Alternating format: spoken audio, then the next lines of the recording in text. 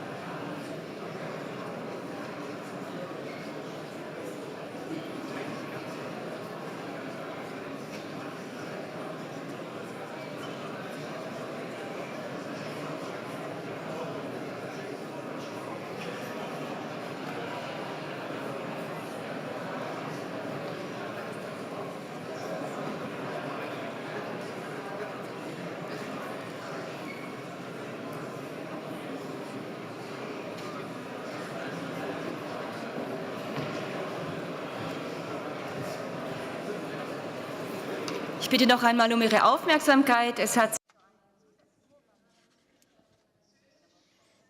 Please may I have your attention. Channel 5 will be French, 1 Italian, 2 English, 3 German, Japanese 4, French 5.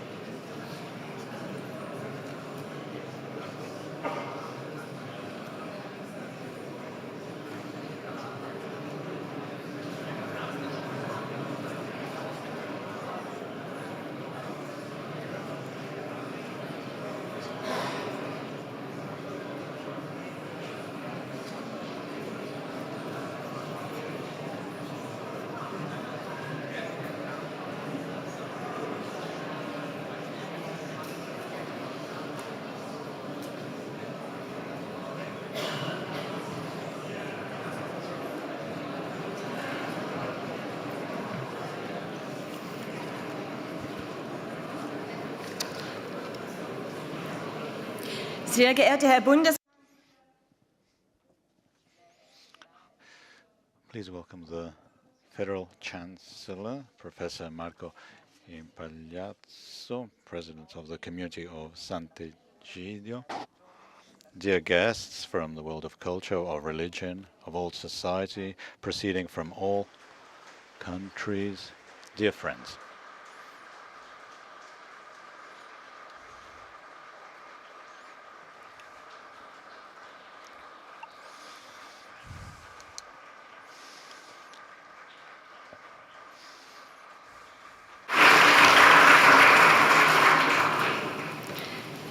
Ich wiederhole noch einmal, sehr geehrter Herr. So, Mr. Chancellor, it's a great pleasure for us to have you with us today. You have given you a warm welcome. You've heard the round of applause. The Audacity of Peace, under this title, since last Sunday, representatives from the great religions of the world have come to Berlin, as well as people from culture, from politics, from the civil society, proceeding from over 30 countries, together with hundreds of thousands of participants, men and women. They are focusing on the issues of peace and solidarity. 37 years have passed since the first meeting, international meeting for peace in Assisi, where the community of Sant'Egidio heeded the appeal of the state to the states made by Pope John Paul II in order to promote peace. In the spirit of Assisi, the religious leaders started a networking to come up with ideas and proposals for peace and solidarity among people here in Berlin, together with all the other guests in attendance. 1,000 students from schools attend too, and this fills us with joy because they prove their interest in peace and on issues, very important issues such as the war and climate change that cause great concern. These are challenges that must make us be daring. Mr. Chancellor, we are particularly pleased to have you with us today, and we also thank the President of the Community of Sant'Egidio, Professor Marco Impagliazzo, as well as all the members of the Community Sant'Egidio. We have to thank them wholeheartedly because through their determination they are showing the audacity of peace. And I would like to greet also Mr. Professor Andrea Riccardi.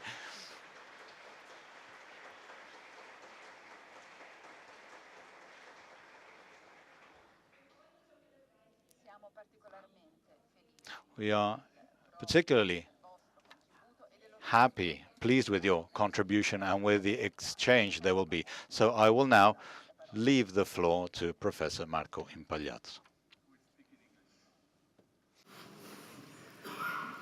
Herr Bundeskanzler, ladies and gentlemen, the long journey of women and men of religion for peace that began in Assisi in 1986 has now come to Berlin, the capital city of a great European country which faces the world. After years of suffering and lacerations, this city speaks us of a hope that can always be born in the lives of the people. No wall is forever. Yes, no wall is forever. From the path of these days, we feel encouraged to build peace in our society and in the world. We are grateful to you, Mr. Chancellor, for accepting a conversation with so many people who question themselves here in Berlin on how to build peace in many different parts of the world where peace is overwhelmed or threatened by war. It is such an important question, born from listening to the cry of the millions of people who call for peace in this world. No man is an island, said a great spiritual man of the last century. Just as no people and no country is an island. We are all bound by a common destiny, and therefore the responsibility to make this world better can only grow, first of all, by not turning away from those who suffer most from the consequences of inequality, poverty, and war. This pilgrimage of ours from city to city for 37 years has created a people made not only of religious leaders, but of different peoples, of cultures, of joys, hopes, and sufferings. Through this journey, we have experienced together the wars and pains of the world, from Africa to Latin America, from Asia to the Middle East. Being together between different people gave birth to an ambition in us, that of building a new story, even where it seemed that nothing could change. Thus were born so many pieces that changed the history of entire countries. I'm thinking of Mozambique, where peace was negotiated at Sant'Egidio in Rome. I'm thinking of Liberia, El Salvador, Cote d'Ivoire, of countries of the Sahel, Mindanao in the Philippines, and others. Our dream is that in a world where so many screaming I dominate, we can recreate every day the we, the sense of living together. In our meeting in Assisi in 2016, Zygmunt Bauman stated that, I quote, "Our future depends on the ability to increasingly expand the pronoun us and reduce the space granted to the pronoun them, which can only happen if we are capable of erecting a more empathetic, fraternal, human, and dialogic society." And he continued, "Insistence on a dualistic opposition favors hostility and fear, rather than encouraging hospitality and the perception of the common good." End of quote. This is what gave meaning to the European construction after the two world wars. This is what we feel a strong need for today, as a new great war is shedding blood in Europe. We are committed to looking at the future, when peace will have returned and when it will be necessary to rebuild friendship and a shared sensibility in Europe. We are also concerned about the consequences that a long war is causing in the poor south of the world. That is why we call for a just peace with which to reconstruct the global security architecture put in crisis today by Russian aggression. We are happy that you are here today to listen to your vision in such a complex world, in which much seems to be fragmented and in which we want to continue to believe in a common destiny. Martin Buber said, I quote, "The world is not always understandable, but it is embraceable." It is true, in humanity and in history, not everything is clear. Not everything is understood, but the most important thing for us is to embrace, even if we do not understand everything. What matters is that everything is close to our hearts, as an Italian priest who was friend with the least used to say, "I care." That is why we want to believe that from this embrace, a new story can be born. Thank you.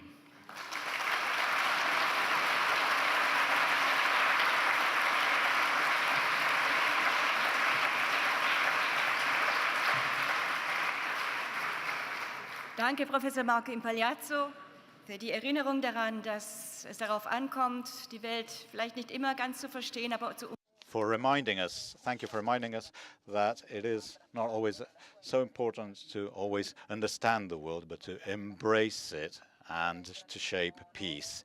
Now I have the honor of calling on stage the Chancellor of the Federal Republic of Germany, Olaf Scholz. We will be listening to him with great interest.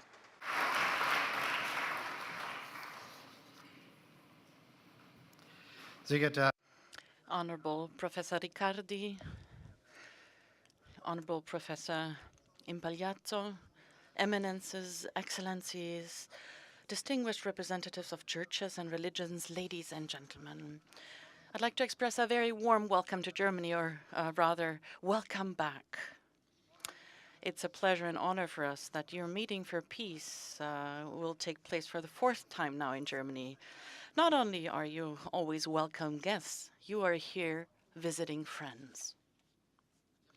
With your meeting in Berlin, you underline the close bonds between your community and a country, Germany, whose own path towards peace is lined with terrible mistakes marked by imperial and nationalist delusions which plunge Europe and the world into unfathomably great suffering twice. And this is exactly why Germany today is a country that reaches out to everyone daring to pursue peace from the bottom of our heart. At the beginning, I'd like to talk about a book that I was able to read over the summer and that I've been thinking about. And some of you may know it. It's by the American professor Graham Allison, entitled Destined to War. Based on the ancient antagonism between Sparta and the emerging Athens, Allison deals with the so-called Thucydides trap, the assumption that the emergence of new great powers inevitably leads to war with the present current hegemon. This, of course, also alludes to the topical and extremely troubling question whether war, in the end, war is inevitable in our increasingly multipolar world of ours. The statistical answer of the book is as follows. In 12 out of the 16 examined cases, such constellations led to war during the past 5 centuries of humankind. For the pessimists, the consequences as follows. Things are going badly for peace, 3-1 for war. Sant'Egidio, however, has never accepted such arithmetics. On the contrary, your entire movement is based on the refute and the rejection of a presumed logics of war. You respond with the audacity of peace. This is why you're here today. And this is also the reason why I was happy to follow your invitation, because not only do I share your confidence, but also the objective to dare to bring peace, audaciously pursuing peace.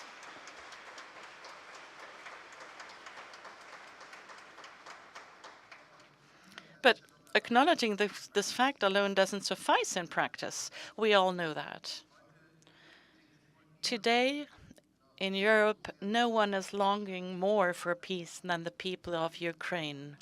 Day by day, they're defending their freedom, their home country, their lives against the imperialist, historically deluded power fantasies of the ruler in the Kremlin. President Zelensky's peace plan, promoted around the globe, is a clear expression of this longing for peace. And at the same time, we must beware of mock solutions which only carry the word peace in their name. Peace without freedom means oppression, and peace without justice is called a dictated peace.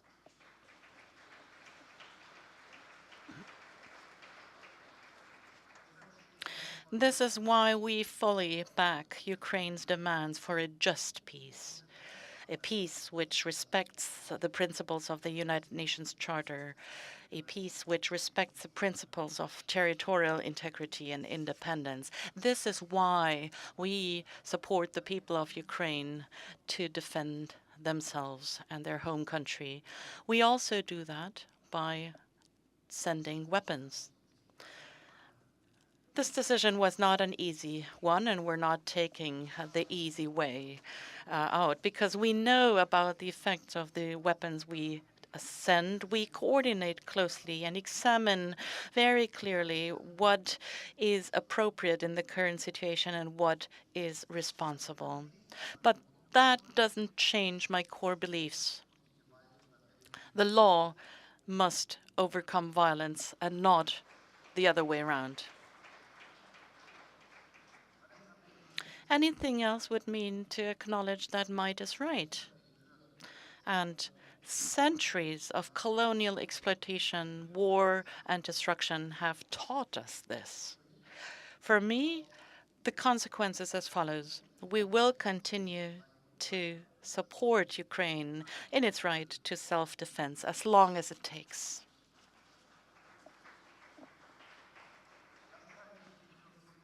Not only do I deem it to be necessary from a political and strategic point of view, but also from the perspective of peace ethics.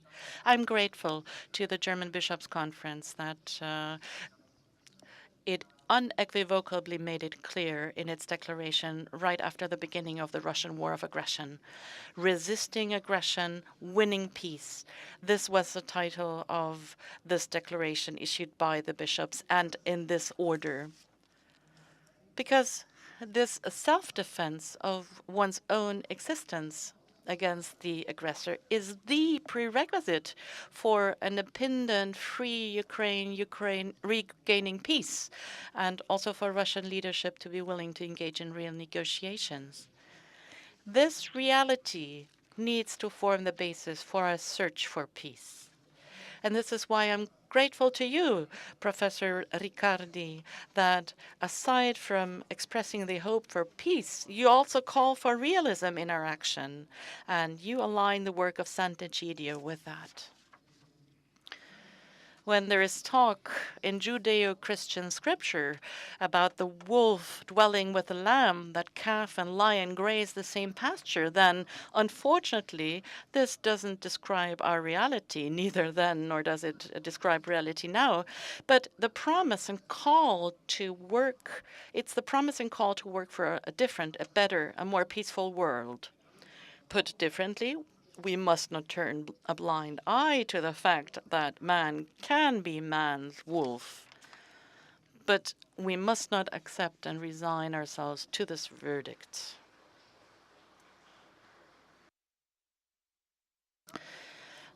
Also, especially since this famous sentence by Plautus has a second part, and I paraphrase, a man is a wolf rather than a man to another man when he hasn't yet found out what he's like. And this brings me back to Sant'Egidio and the principle that characterizes your community since its very foundation in the year 1968. You count on the peace-building force of encounters, mutual understandings, mutual recognition, and learning from one another. It is this force which leads sooner or later to the realization that all of us are humans, equipped with the same duties, the same rights, and the same dignity, no matter where you were born, no matter whether or what you believe in. To enforce this understanding, this realization in our day-to-day lives is the task of all states which committed themselves to the Universal Declaration of Human Rights. And at the same time, and this is shown by the successful work of Sant'Egidio, it is up to the power and it's in the responsibility of religious leaders like you to strengthen this common understanding, this understanding of our humanity that we all share. Because especially since on behalf of religion, not only peace is built, but also wars are waged and continue to be waged, especially because religion was abused, misused to deprive men and women of their human rights. So it is all the more significant when you raise your voices together for peace and for mutual respect, just like you, Grand Imam Al-Tayyib, when you declared together with Pope Francis in the year 2019 that religions must never instigate war, never incite feelings of hatred, of enmity and extremism, and should not call and must not call for violence and bloodshed.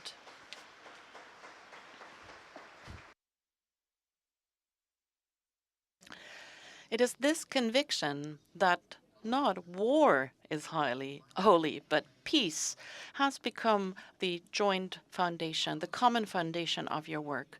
It follows the principle that those who want peace need to prepare the ground for peace. And Sant'Egidio has proven that around the globe. For instance, by your successful mediation in the civil war in Mozambique, by supporting the disarmament of fighters in the Central African Republic, by your work to reconcile people in South Sudan together with representatives of the Anglican Church. The list could go on. And I want to explicitly encourage you to continue your humanitarian work in Ukraine.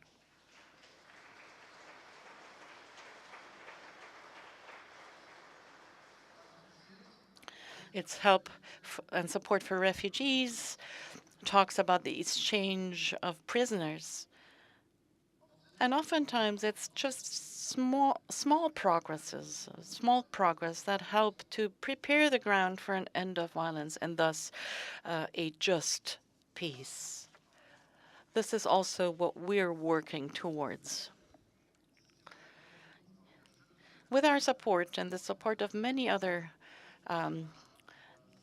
nations, Ukraine succeeded in gathering important states of Asia, Africa, and Latin America around one table: China, India, Egypt, Saudi Arabia, and Brazil. Together, we're working towards promoting the various elements of the Ukrainian peace formula and the fundamental principles for a peaceful solution. It's not easy, also against the backdrop of the various perceptions, the different perceptions of the Russian war of aggression in the world. It takes time and effort. Time which we don't have at our disposal because Russia continues to kill, torture, and bombard Ukraine. But as much as time is of the essence, Pope Francis is right when he describes the work for peace as a work of patient craftsmen. It's a very apt description indeed, because it also acknowledges the fact that peace doesn't simply fall out of the skies, but peace is the result of human efforts. And that the path towards peace leads from small things towards big. To be craftsmen of peace means to stand up and campaign for same rights, same obligations, and the same dignity on a daily basis. The path towards peace starts where we start to make sure that children and young people have equal opportunities to enjoy education, where we fight poverty and the consequences of man-made climate change, where we accept and receive men and women who are refugees and flee war and political persecution. It's a commandment of humanity. And at the same time, we must make sure that societies continue to accept that. And this also belongs here. I need to say that when we understand peace as social peace, and when we want to offer something in contrast to those who simplify things, who paint the picture black and white, and who are fearmongers and populists, we should dare to embark on this path towards peace, and in doing so together. Because in a world with many new powerhouses, in societies which become more diverse and more individual, we all need to learn to live together in mutual respect, respecting our differences.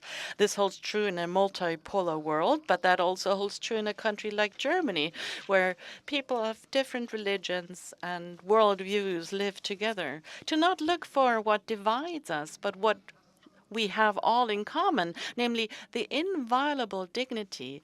That also means what is expressed by audacity of peace.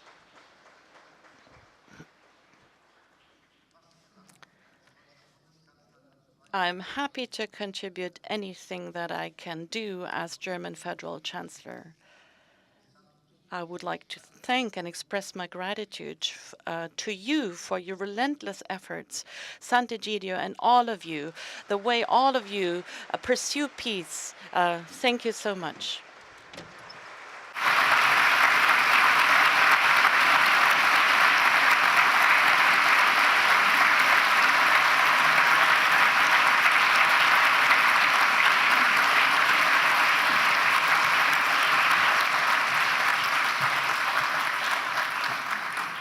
Vielen Dank, Herr Bundeskanzler, für diese Worte, die uns sicherlich alle tief berühren.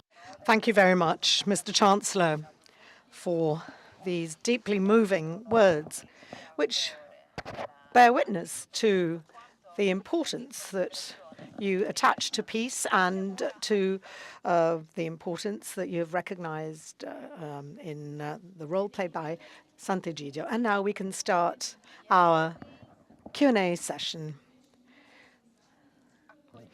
We have the privilege of having a Q&A question, and we thank you very much for having accepted to answer questions.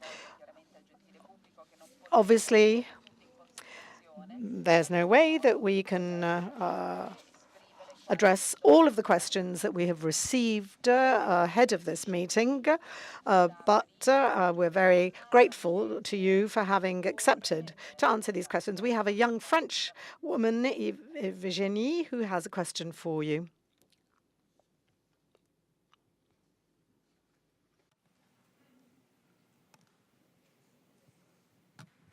So, ein Applaus. Sie traut sich als Erste. Let's welcome her here. She is the first to ask a question.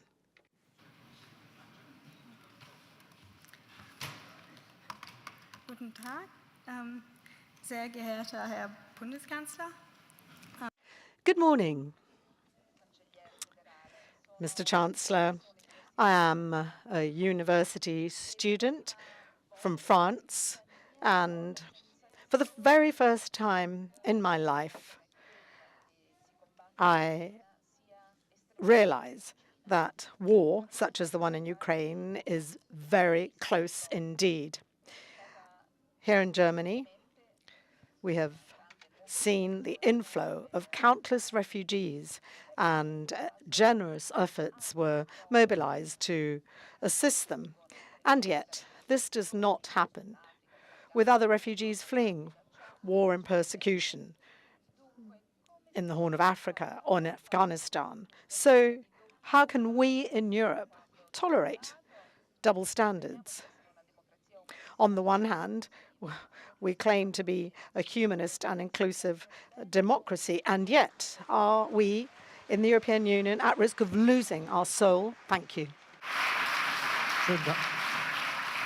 Schönen Dank für Thank you very much for your question, and also thank you very much for showing such a great deal of commitment. The answer is as follows. We don't treat refugees coming to Germany differently. Anyone asking for asylum in Germany and is recognized as someone who is seeking asylum, or anyone who is fleeing war, is treated the same way as refugees who came to Germany from Ukraine. There are no legal differences, there are no different forms of financial support, and there are also no different accesses to the labor market. They're all the same, and there are no different opportunities to participate in language classes or programs for integration. But what's the difference? Those who came from Ukraine, with those refugees, we know why they're here because it's so obvious. They have fled the war unleashed by Russia. When it comes to the other refugees, we have to look at them individually. And of course, we need to do that quickly. We have made great progress after it took a very long time, but as soon as you demanded and asked for asylum, the authorities took a decision within the framework of 6 to 7 weeks. So by international comparison, it's a very short amount of time. It's good for those who seek asylum, but it's also good for society as a whole, because society wants a speedy decision so that you actually know who has the right to stay or not. So there are no different forms of support for those fleeing the war in Ukraine and other refugees. Als nächstes, ich danke Ihnen. Als nächstes möchte Professor. Thank you very much. We have another question from Professor Daniele Garrone, who is the president of the Federation of Evangelical Churches in Italy. Over to you.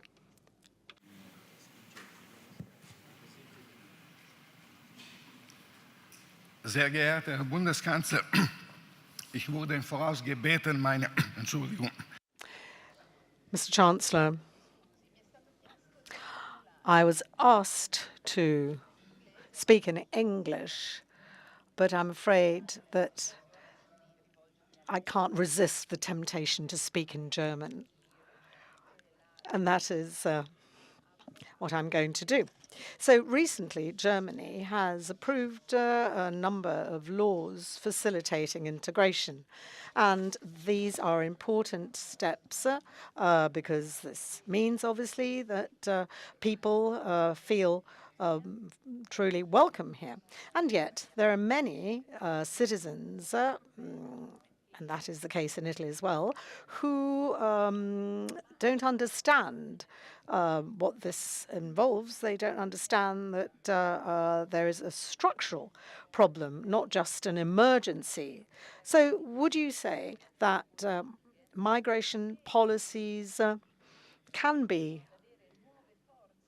developed in such a way as to, let's say, represent an asset, a win-win situation? And don't you think that it would be possible to indeed ensure that all stakeholders benefit from a strategy, provided it is developed adequately?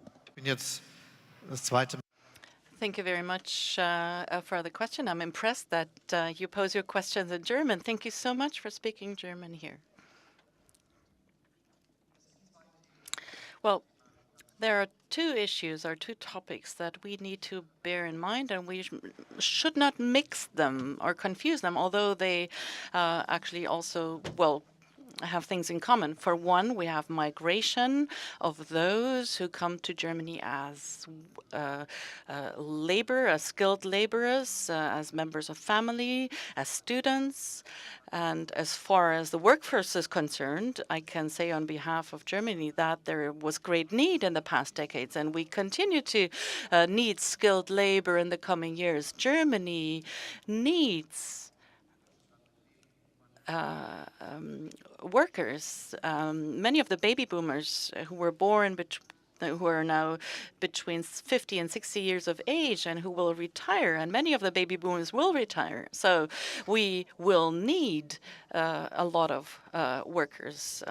We need about 6 to 7 million in the coming years. And we adopted legislation. You mentioned legislation. This law stipulates that people who have something to offer for the workforce and who can provide a labor contract have the opportunity to come to Germany, and we will facilitate access. We also agreed that those who came to Germany for a different reason, those who learned the language, who actually have a job, can move over to this path. But we also need to deal with the other topic, the issue of migration. The fact that women, men, children flee persecution, disasters affecting their lives and their security, threatening their security. Germany has asylum law, which is stipulated in the basic law, and we signed all the necessary treaties and all the required international treaties. The big challenge here is how do we manage to decide quickly, unbureaucratically, and swiftly that people can stay because they can rightly claim, have the right reasons to demand asylum, and who are not applicable to stay. So those who do not have recourse to these reasons, they do not have the right to stay. If we want to preserve this willingness of society to grant protection, we need to be efficient and make sure that those who do not have the reasons to stay or not applicable to stay cannot come to Germany. And we need to act quickly and efficiently, and we adopted law, and we will adopt in the future laws to make sure that we can deal with these applications quickly. At the same time, we need to make sure that the return is successful. And so these two types of migration, refugees and labor migration, can become one history. If you need labor anyway, then you could offer the countries of origin that there can be regular, orderly paths towards migration coming to Germany, students, trainees, and workers. And it has to be clear that this can be done unbureaucratically, but it also has to be clear that the return is possible, return of those who seek asylum because they feel persecuted. And this is what we need to do to promote acceptance, and we need to be efficient in the way we deal with these applications. Thank you. Jenny Wahid aus Indonesien auf. And now we have a question from Ms. Wahid from Indonesia. She's a journalist and has a question. And then she will be followed by Ms. Liberata Munumana.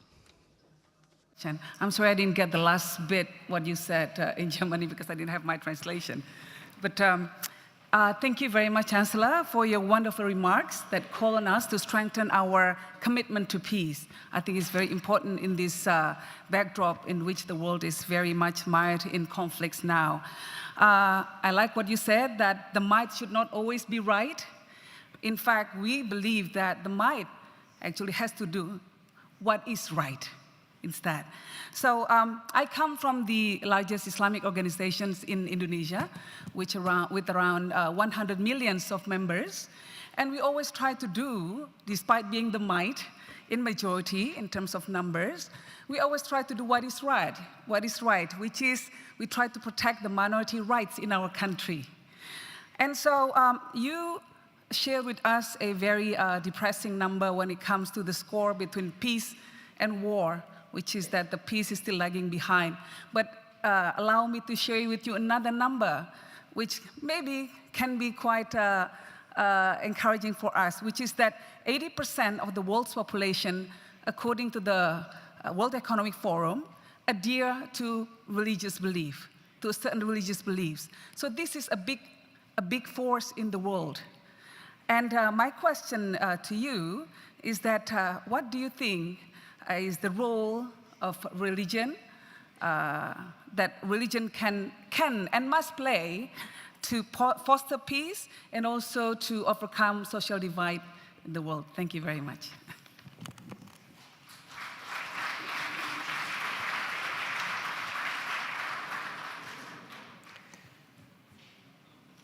Man kann sicherlich für die One could say on behalf of most religions, that they have one thing in common, and that is to do with the religious process of recognition, that we recognize ourselves as humans, as humankind, to understand that we're all humans and that we all shoulder responsibility, are responsible for one another. This recognition of humankind, I think, is the great contribution that can be done by religions, by insisting that, as I said, there must not be holy wars, and that you cannot fight against other nations to exert power, to suppress others, and to deprive others of their rights. This is why I'm firmly convinced that the large number of people who feel attached to one religion lend a big contribution to peace in the world, because we recognize each other as brothers and sisters. And I think this will be one of the most important tasks and aspects of religion for many years to come. Frau Liberata Mulumala aus Tansania. Sie war früher Ministerin in Tansania. And now we'd like to give the floor to Ms. Lumulata to come to the podium. And we have another question from the Franciscan father to follow. Morning. I can say it in Germany, but I can say it in Swahili. Amjambo. Honorable Chancellor, I come from Tanzania. I'm a member of parliament. I was a former Minister of Foreign Affairs until recently. So I'm really excited to be here. But I want to thank you, Honorable Chancellor, for your wonderful statement and remarks. And I want to take the last part of your statement where you say, I'm here as a federal chancellor to listen and to help and assist where I can.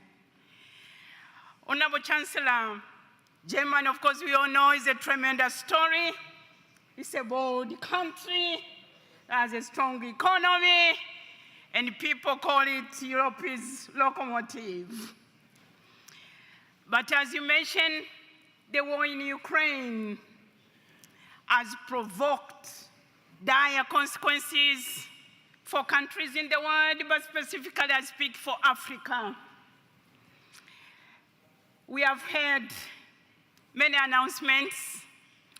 Germany announced some years back a Marshall Plan with Africa. You also added during your presidency of G20 the compact with Africa. This was very promising. And in view of what we are seeing today, the consequences we are suffering, Honorable Chancellor, I want to call on you. I want to call on the German government to give shape to these announcements that the Marshall Plan, the compact with Africa, this is a time that should be put into practice. I just wanted, my question is, do you see a shared destiny between Africa and Europe, and of course with Germany? That's my question to you, Honorable Chancellor. Thank you very much.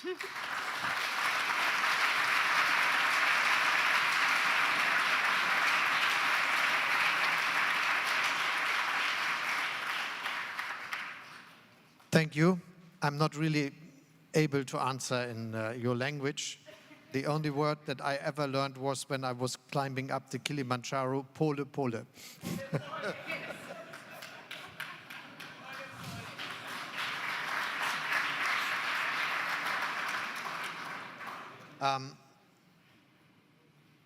Es ist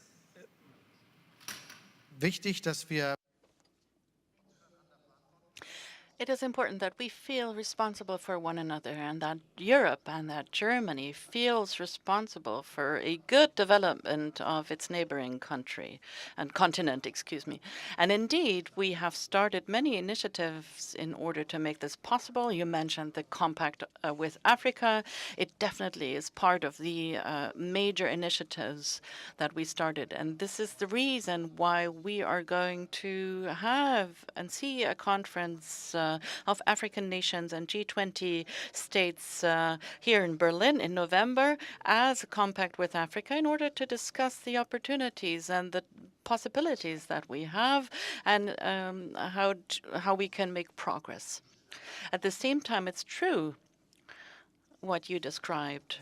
The Russian war of aggression against Ukraine, and it's with all its terrible consequences, has repercussions far beyond the immediate two parties to the war, far beyond Europe. The war affects the whole world. And many countries of Africa, Asia, and the south of South America have quickly realized what it means when there is a lack of affordable energy, what it means when prices are increasing. Many countries felt what it means when global supply chains for fertilizers, for grain are being put into question. And this is why it was and continues to be important to me that we feel responsible. And this is why we lend support and we supported those who helped the countries deal with the increase in prices. But we also put food security on top of our agenda. It's a part of our efforts. We want to reestablish the Black Sea Grain Initiative and make sure that Russia is willing to refrain from bombing ships that carry grain. And the fact that this is not happening right now, it's not guaranteed right now, it's very bitter indeed, because there is no reasons for that, unlike the Russian government telling us there is no sanctions on Russian grain, there is no sanctions on fertilizer coming from Russia, there is no ban on ships, on chartering ships carrying grain so that the grain can be transported.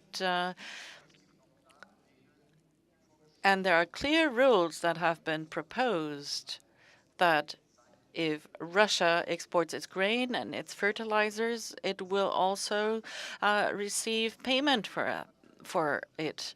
Still, the Russian president stopped it and plays his power, exerts power in order to achieve something. But we will continue to work towards that and try to make sure that transport is guaranteed via railways and streets. It's more tedious, but we can manage. But what we need is also to see independent economic development in the countries of the global south. That holds true for fertilizers, but also for food. And this was something I committed myself to during the G7 meeting, but also G20 meeting, that we support the production of fertilizers in countries of Africa, Latin America, and countries of South America, Asia. So everyone, we all could be independent, and this is one of the priorities we need to focus on to achieve good developments here. Eine Bemerkung will ich noch. Allow me to make another comment.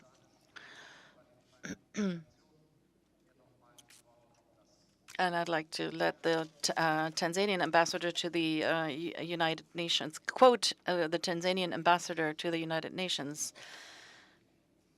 He voiced criticism of Russia's war of aggression. What would happen if in Africa, where borders were arbitrarily delineated, all of a sudden everyone would move along the natural borders?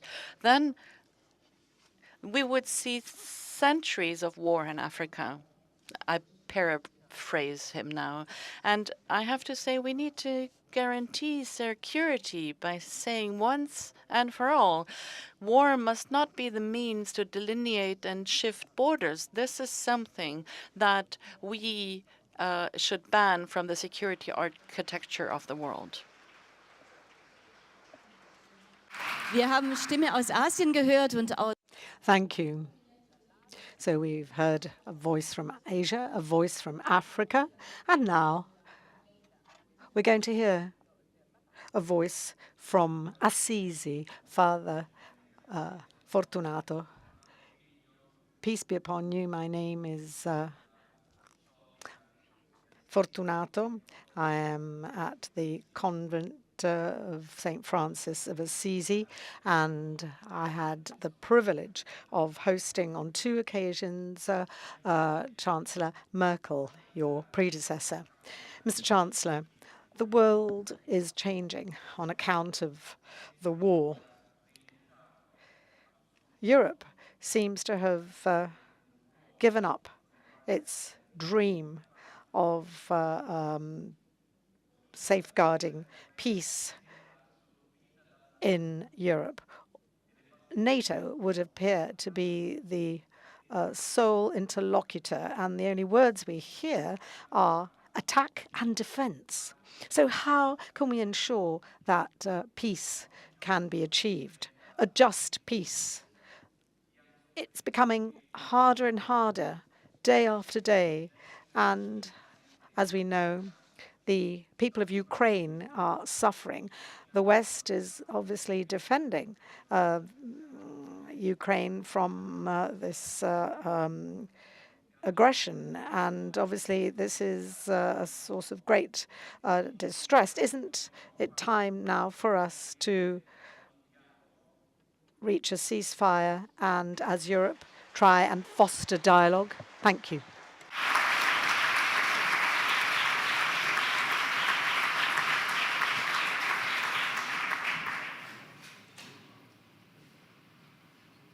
Schönen Dank für die. Thank you very much for this question. I'd like to answer as follows. In the past years, Europe tried to lend a contribution so that peace will remain guaranteed on this continent. In times of the Cold War, there was understanding that condemned violence as form to solve conflicts. And this is one of the great results of the policies of détente in the 70s and the 80s at the Conference for Security and Cooperation in Europe, and with the decisions taken there. You find something similar in the joint papers issued by NATO and Russia.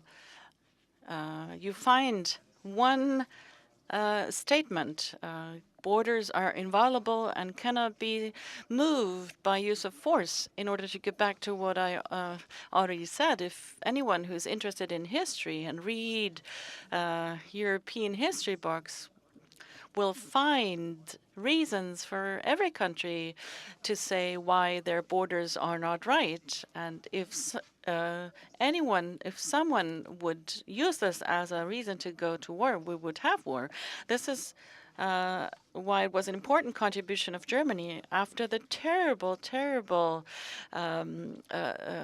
2 wars that we accepted the borders, that Germany said once and for all that our borders are the ones we have now, also the eastern borders, and they will not be changed by no one, even if people look into history books and say borders were different. But the Russian president actually canceled this understanding because he believes that Ukraine and Belarus are should be part of his territory. you can also see this in the way the Belarusian dictator acts, because he likes to be a dictator and he likes to oppress his people. He needs Putin. At the same time, he knows what Putin really wants, and this is why he's somewhat acting the way he does. Ukraine rightly defends itself against this aggression.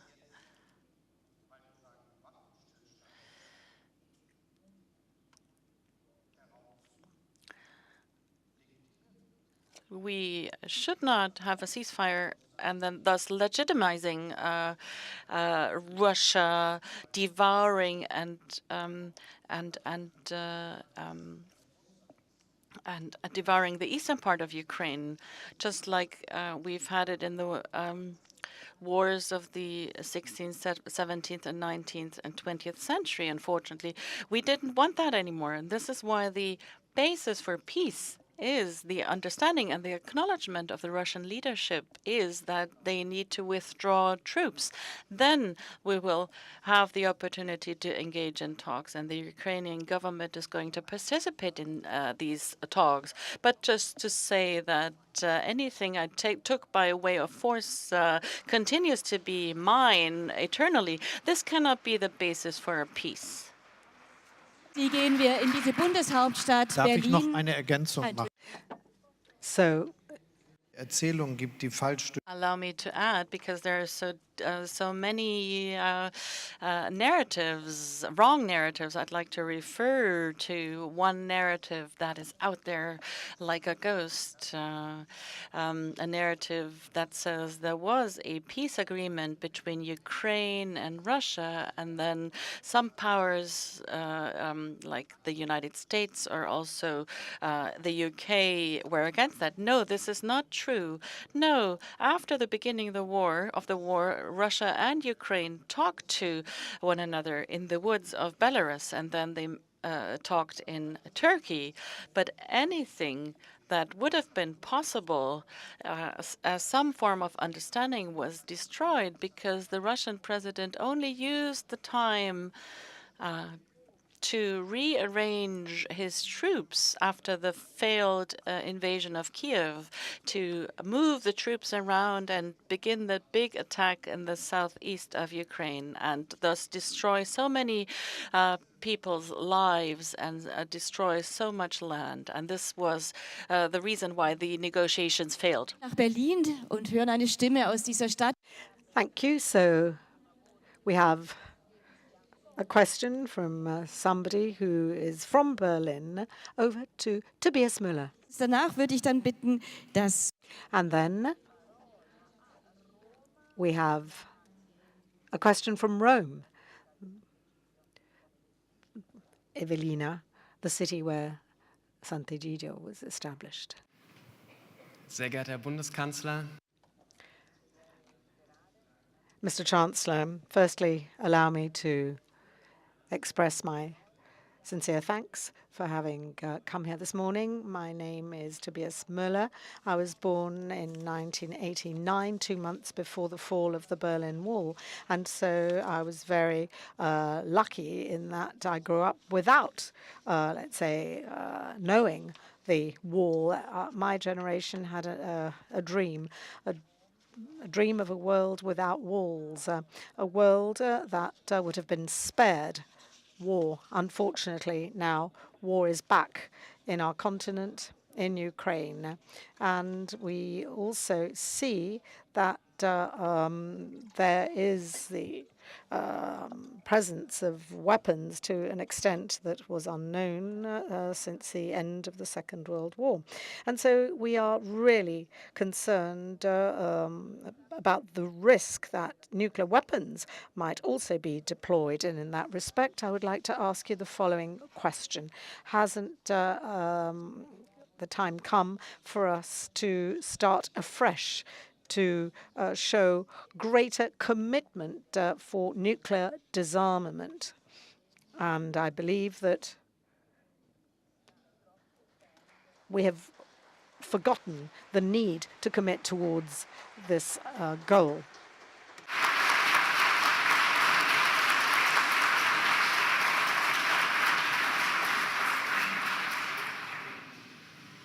In der Tat mit der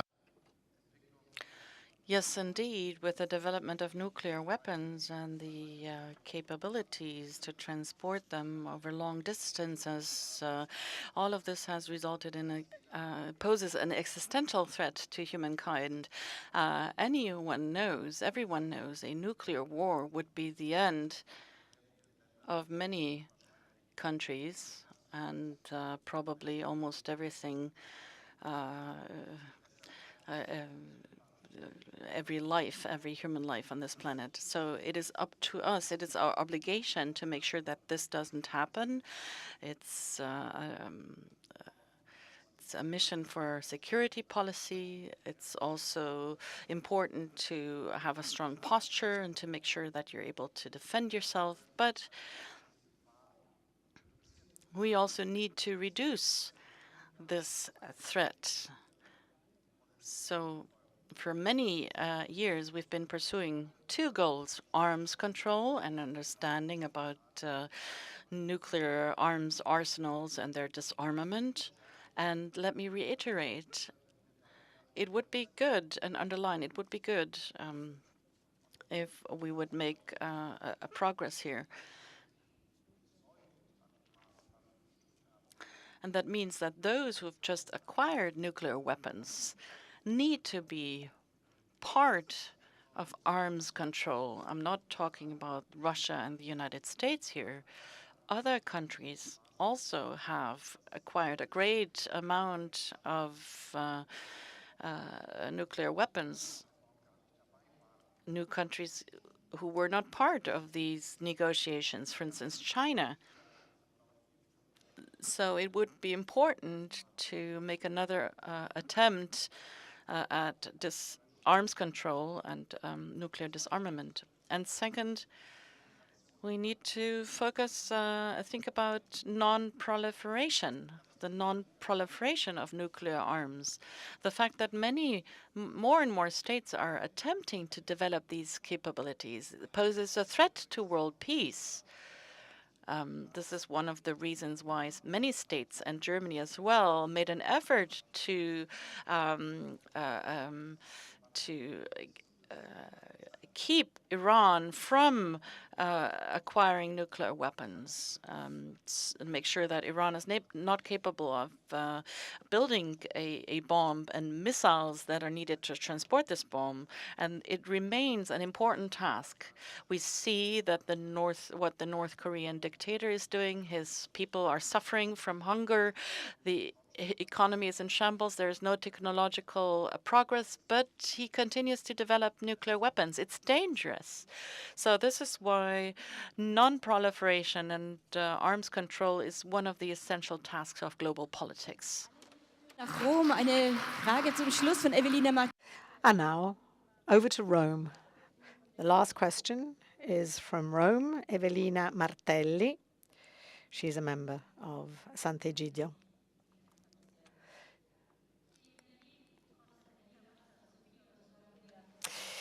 Chancellor, here, a litre of water costs actually twice as much as a litre of beer. And I have two children. And this is a source of great concern to a parent like me, because our economic system does not seem to be concerned about a situation like this and its impact on human health. The European Union embodies the hope for a socially aware market economy. This has not been achieved. What could be done to embed morality in economic systems?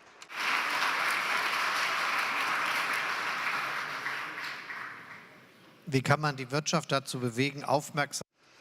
How can you make sure that the business community looks after the well-being of people? That's the reason why I joined a specific party at the age of 17. But irrespective of this question, I think we all need to make a contribution that we have enough information that we are able as human beings to resist the many temptations on a daily basis. And it's not just alcohol, but to deal with the many temptations that has got to do with a good education, a good family background, but it's also got to do with life in a society that enables us to draw strength from life in this society. And this is what I campaign for and what I promote. Ihre Worte, Dankeschön für Ihre Anwesenheit, die uns. Thank you very much. Thank you, Chancellor, for your presence here and for your inspiring words. Thank you to all participants.